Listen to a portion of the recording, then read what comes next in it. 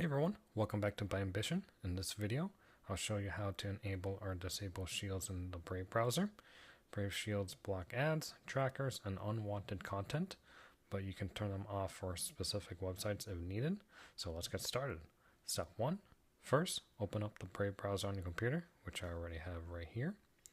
Step 2. Go to the website where you want to manage shields. I have opened up apple.com, as you can see. Step 3.